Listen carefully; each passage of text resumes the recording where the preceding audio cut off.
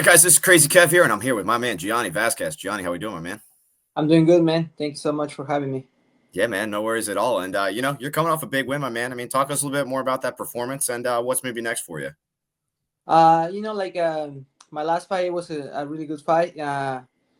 As always, I prepare to do the best I can do, to perform the best, to give the people what they want. I'm a showman, and then I really like to give the people the show they pay for. And then I was just like a little bit surprised about like how easy it was, to be honest. But I'm happy. Now I'm ready for the next one, March 8th.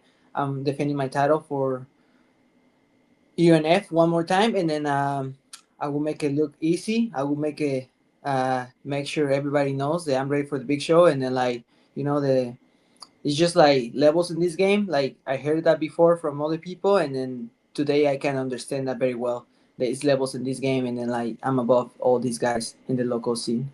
Yeah, no, we're looking forward to that title defense 100%, my man. And yeah, now after your title defense, do you think this win is going to get you that call to the Dana White Contender Series or potentially short notice? I'm all about the show notice, man. To be honest, like I want to go straight to the big show. I want to like get my chance and then prove to the lights that like I'm ready for the next step. Like it's of course it's always I'm not gonna say no to like contender series and stuff like that, but I'm just honest with you, and I feel like people doesn't understand. But I already fought so many people that they already have the chance in the UFC. I felt like I believe like four guys that they already have the chances in the UFC or they are in the UFC right now. So I think I'm already proving enough that like I'm at that level. So I don't think it should be like I should have to pass for through the contender.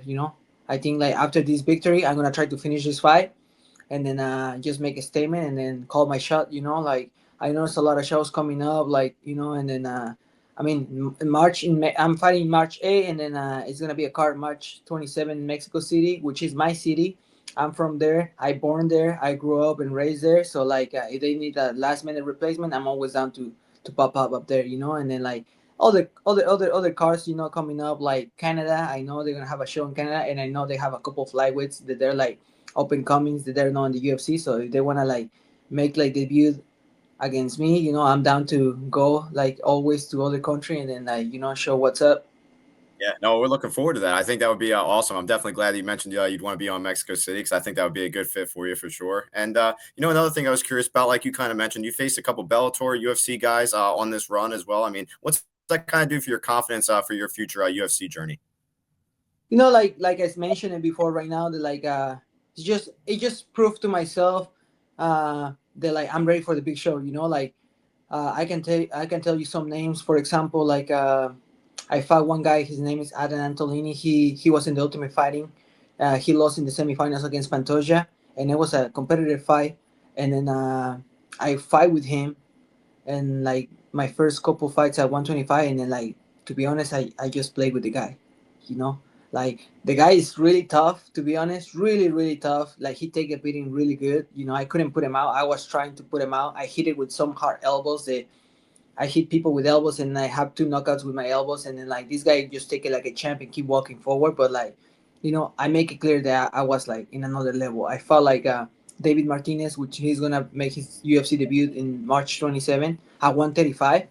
We fight each other, and he has like a perfect like record, and the only loss he has is against me. And he has like 80 or 90% of his victories by knockout. So with that being said, they're like I can take a punch by bigger guys, and I'm not scared about fighting the guys that they're like knockout artists. And then so many guys that I've been fighting in my career that like they already have like I say the chance in the UFC. So it's just like telling me that like I'm at that level.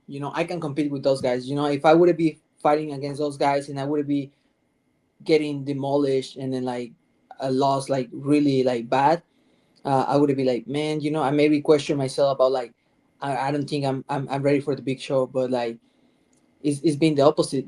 So I'm truly believe and 100% sure that like I can go up there and then not just be another fighter in a 125 division. I really believe that I can go there, and then like maybe in a period of 2 years I can be a contender, a solid contender. I have the skills and then like the hungry to go there and prove it. Yeah, and I definitely I'm ready to see you prove it for sure, my man. And now another thing I was curious about, you mentioned before the UFC's kind of reached out to you for articles and stuff. I mean, what was that kind of like getting reached out to the UFC kind of like early in your journey? It was kind of pretty good, but like like now, like today, I'm kind of like little curious about like what's going on, because like they reach out to me, they did 3 articles about me, they put me on the UFC page as like one of the biggest prospects from Latin America. Of course, I was coming up really good. I have my little loss, it went viral, but after that loss, like I just have three victories and then big victories against solid opponents, and then like it looks like the UFC didn't reach out to me. So it's kind of like little like weird for me because like like I have this hard push from the UFC, like it's like reading articles about me and all that stuff, but they never really contact me about like, hey, like this might be the chance, or like this might be open. So it's like I know they know me, I know they hear about me, I know like they know who I am. So I would like to know, like after this fight, what they think. And like just straight up, you're gonna give me my chance. You think I'm ready for that show? You think like I have the material that you're looking for? So then we go for it. But like I would like to be like more straight up with them, and then like just to give me like another opportunity to talk, and then say like if I'm the guy that they're looking for. Yeah, no, I definitely understand that for sure. And another thing I was curious about as well too. You mentioned you like it when fighters kind of bring the fight to you. Why is that? It's just like my fight style, like man, it's just like for me, it gets annoying when people say that like I'm a fighter, and then you go inside the cage and you fucking run, or you try to take someone down and just hold him down. Like my brother, you're not a fighter. You like to play the game, and I understand that you know the rules, and then you know how to play with the rules. But like don't try to act all hard and then pretend that you're something that you're not. Like it's a fight game. Like we gotta go and then scrap, and then like let's see who is the bigger dog. For me, that's why is the beauty about fighting. It's like it's nobody's gonna help you, nobody's gonna be with you. Like it's only you versus the other guy. And then when the fight comes to me, I make it easy. I don't have to run like around someone and to try to catch someone. I don't have to like like be all annoying every time someone take me down and hook me. Like if they take me down and they start like beating my ass, or trying to submit me, I don't complain. But then when they're like taking me down and they're just holding me, to be honest, sometimes I even throw slaps, and I'm like, I start talking shit to them. I'm like, hey bitch, like, are you trying to hook me? You call yourself a fighter just because like it's annoying. Oh yeah. So for me it's easy when they try to bring the fight to me, and then they're really down to scrap because like that's what I signed up for. People Yeah. want people pay for see two people like getting beat up. And then like I love my job, and then like if you bring the fight to me, you're welcome, because like let's test it out and let's see who goes down first. Yeah, no, I definitely like that mindset for sure, and it definitely brings an exciting fight, no doubt about it. And a little bit in the past, the UFC actually had that flyweight purge a little bit. I mean, talk us a little bit more about what was kind of running through your mind when that flyweight purge was happening. Uh to be honest, it was kind of like I didn't have in that time I was fighting at 135, so I wasn't even like thinking about it. The 125 weight class. I hate to be skinny, and it was like I didn't like to think about 125. But when I came here to California first, like 6 years ago, uh, my teammates and my coach were like kind of like telling me that like I should be fighting at 125, because like when I was fighting at 135, I never did a weight cut. I was making weight with just only diet. So they Oh, were like, "Hey, you're not a 35er, Gianni." Because even if I get big, because I'm always really good with my diet and my nutritionist and then my strength conditioning. Like out of camp, I was getting all the way to 165 with diet, but I have to force myself to eat. We build muscle, and as soon as we start camp, I diet down and I make 135, 136 with diet. No weight cut, no going to the sauna, no going to the hot tub. So in my head, I was just making weight with the diet. And then of course fight night, that was the issue, because in fight night I was just going back up like 10 pounds, and everybody was like 20 pounds bigger than me, like 15 pounds bigger, and I was like, oh my gosh, okay, I like I said before, I can take a hit because like I never been knocked out, and then those guys never hurt me, and I can put some people out with the elbows or something like that, like. But it was a point in my career where I was looking for like going to the UFC, and like I said, not just to be a fighter in the UFC. I'm looking to be a champion, to be a contender in the first couple years, to take a belt in the third year, defend the belt in the fourth year, and then like keep it running. So we make the decision to going down to 125, and then it was like a really good decision for me. And like I said, right now, and then with the diet, I go down all the way to 133, Wow. 132, and I just could.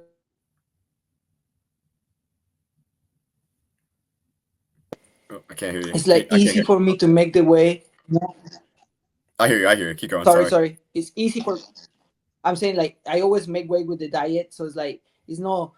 It's never easy, but but it's kind of easy. I see some people like even at 125 still cutting like 12 pounds the day before, and I only cut 6, 7.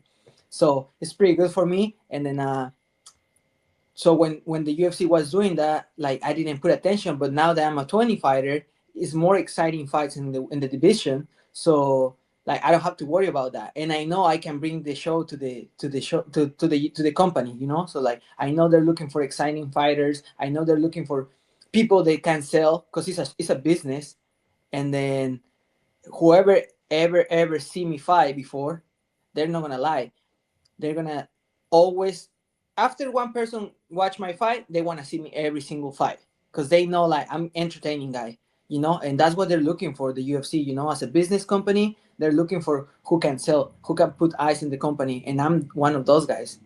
So the longer I do my job, the division will keep running, and then like if they bring me some fighters that they're down to scrap, even better. So I don't Yeah. have to worry too much about like the UFC like killing like the 125 division anymore. No, yeah, I'm definitely not too worried about it anymore either. There's definitely a lot of talented guys there. Now, you mentioned you used to fight at 135. Is 125 going to be your home forever now, you think?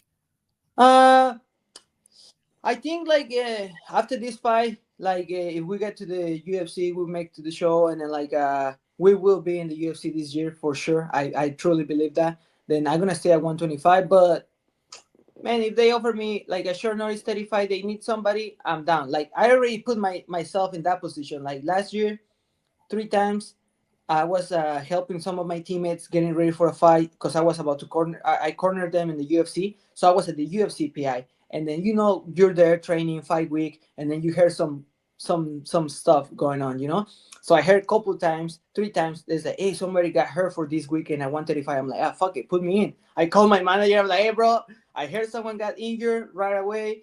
Put myself in. I can make 135 in like 2 days.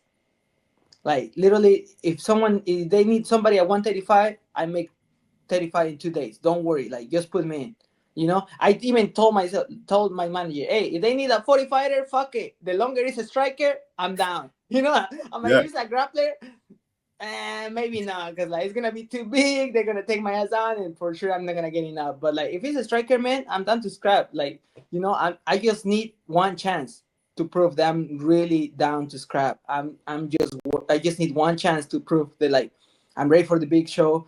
I'm ready to put in the show for the people, and then like I'm the guy that like they like to see. People like to see. So for sure, I'm gonna stay at 125. But if they need somebody at 135 or 45, something like that, like depends who it is the opponent, I'm down to step in. I'm Yeah. No, always down for fight. yeah, no, it's definitely it sounds like some good stuff for the UFC to hear. I definitely think they should be looking at you a little bit more. Now, another thing I was curious about as well too. I mean, what do you kind of like to do outside the cage when you're not in there training and fighting? To be honest, most of the time, like if I'm not in fight camp, my favorite things to do is just go out, find some new restaurants, and then eat. Like I think we all fighters have like a eating disorder. Yeah. So I really like to go try some new food, like new places, and then like enjoy myself.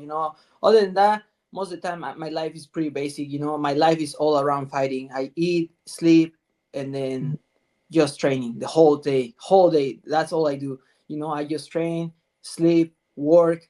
I work teaching classes, privates. So, and then when I have some free time, I watch TV, movies, and also something that I never said before. I like to play Call of Duty on my phone. You know, that's like my release.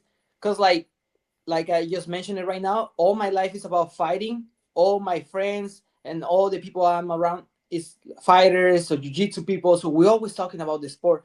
So I find out that like for my mental health, I need something that is not involved with fighting.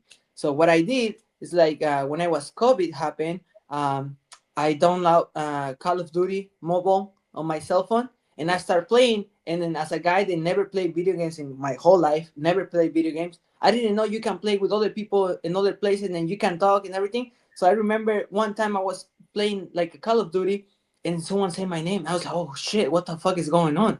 And it's like, Gianni, Gianni. And I was like, oh my gosh, who is talking?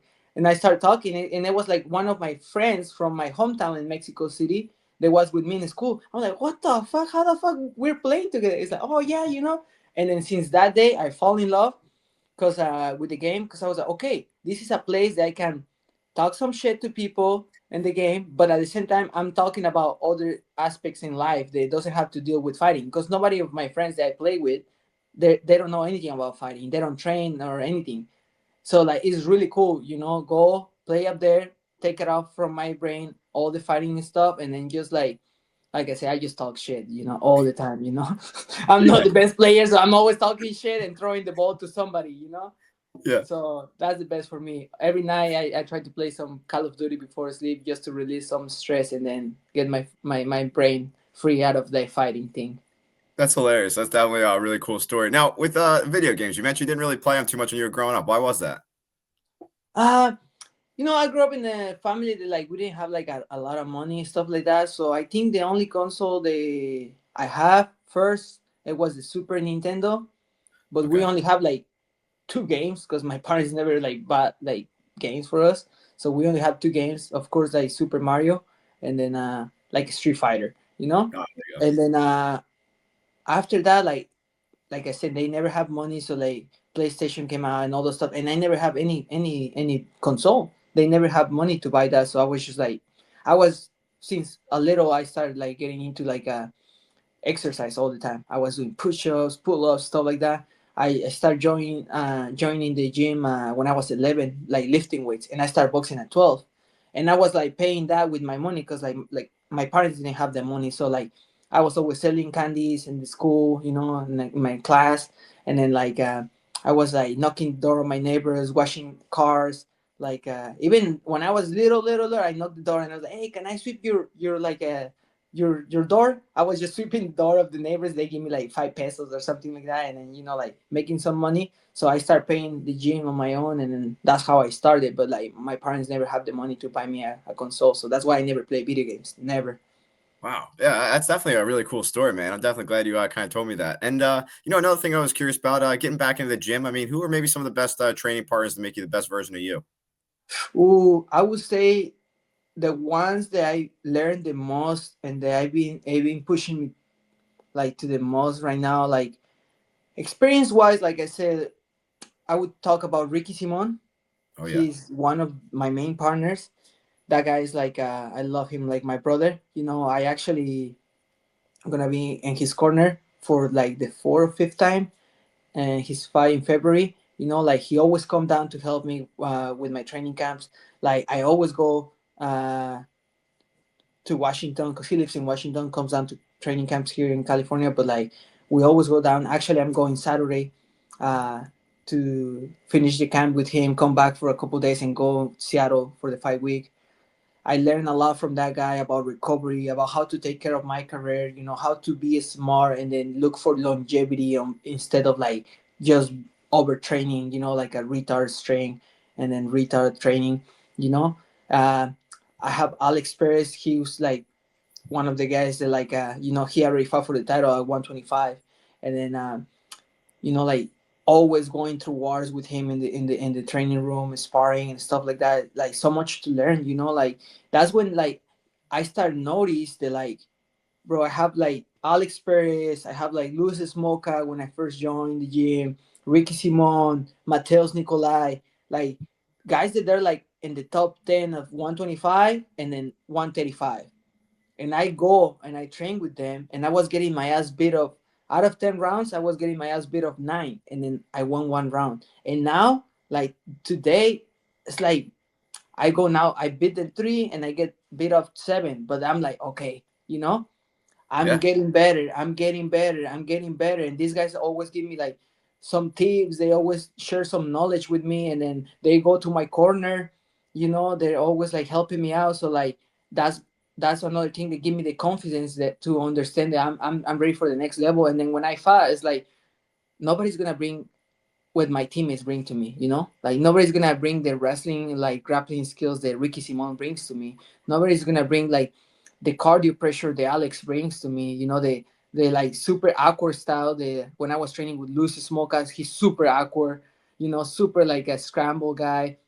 Like Mateus Nikolai, he's like super slick, like really precise, technical guy. And then now I have the open comers at my team, Oyama. All the amateur kids that they're coming up, bro. I give you the hands up. Hey, I'm gonna start going super hard in the sparring because I need to knock this guy out. And bro, they take the beating. I always tell them, motherfuckers, you're like a cucarachas you know, bro, you punch them, punch them, punch them, and they just keep coming. Oh my gosh, these kids are crazy. They're Yeah. like 20 years old, stuff like that. They take the beating, and then like they're the ones that pushing myself every single day at the gym. And then that's what people doesn't see. But thank all my training partners, they like make me who I am. You know. Yeah, no, that was definitely an awesome group of guys, no doubt about it, especially like Ricky Simone and those guys. And another thing I was curious about as well too. You mentioned you do a little bit of teaching. I mean, how do you kind of like teaching those privates? I really like it because it makes me study more the game and makes me understand a lot of stuff. And then like when you're teaching, you start see some details and some stuff that like probably you don't put a lot of attention when you're like training, because from the outside it's a different like look that you can have. So when I'm teaching classes, I started see more like the details, and then like when it's time for me to train, I adjust, or like I have to correct things that like I was doing a little bit wrong. So I love to share like knowledge, and I love to like, for me it's about passion. I have to always try to share some passion with somebody that I'm going to teach class, because if you don't share a passion with me, I'm not going to work with you. I don't like to waste my time with people that they just trying to be cool. If you're trying to train with me just because you're trying to be cool, you're trying to post a picture saying that like, oh, now you're going to be a fighter, I'm like, fuck off, man, don't waste my time. But if you really like have something in common with me about the sport, then I can give you my time. I can put 1 hour of my time to you instead of like me going to train. Because like, I can take a nap, but like for me it's about that stuff. Like I see people that they have a lot of passion, but they didn't have the opportunity. So like they maybe already like older, and they can't fight anymore, but they really want to learn about the sport. They really want to learn about like the art of like the the martial arts and stuff like that. So like, okay, I'm down with you. So Yeah. that's what I like it about teaching. Yeah, no, I definitely think that's really important as well too when it comes to teaching. And speaking about teaching, I'm actually a Taekwondo instructor myself, so I've been teaching for about 6 years myself, and I got a lot of guys at my gym. What advice do you give them to keep on coming into the gym and to get better and better every class? Like I started doing taekwondo a couple few years ago. Nice. I do it once a week, or try at least try to do once a week, because I'm always about learning, and taekwondo is so fun. I really like it. It's like really challenge for me. And then like my advice to everybody is that like like I always say this. We have a word in Mexico. They say the traduction in English will be like the sun come out for everybody. So I will always tell my students that the sun come out for everybody, like, so don't look to others. This is a process, and it's a journey. Like for everybody, it's gonna be different. Like your time will come. You just gotta show up, keep showing up, and eventually you will see the results. You know, like don't worry about like the others are progressing faster than you and slower than you. You just gotta try to keep showing up, and one day you will see the results. Like it's never gonna be always your day. Some days are gonna be bad, some days are gonna be good, but like the longer you keep showing up, consistency and discipline is gonna take you like way farther than what you think. Yeah, no, I definitely think that's a solid message, 100%. And speaking of messages, man, it's been awesome talking to you. I've had a lot of fun. I mean, what's maybe your final message out there for the fans watching this video? For the fans, I just want to say thank you to everybody that support my career. are been watching my journey, and then like I just wanna like I hope that when you see me, guys, you take something like positive for you. Like doesn't matter what it is. My goal is always gonna try to bring something positive to people's lives, and then like be a good example. Like for me, martial arts is not about to be a badass fighter, crazy, which I am, but it's more about being a good people. I'm Yeah. trying to be a good people and giving a good example. So I just want to say thank you to everybody that supports uh, the MMA community. Like thank you, like to giving us this space, and then like so people can see us and then don't miss out. March 8th, I'm gonna step in the cage again. I'm gonna defend my title. I'm gonna be in steel, and I'm just gonna put on the show. So who everybody wants to see the show, go to the up next page, and then they're gonna put the link, and then you guys can buy the pay-per-view, and then be ready because I'm gonna put in another statement, and then it's gonna be a good one for sure. Yeah, no, we're definitely ready to see that statement, and I hope you get that call very soon, right after that statement. And again, man, thank you so much for taking the time. It means a lot to me, and best of luck in your journey, my man. Thank you, brother. Thank you. I appreciate it.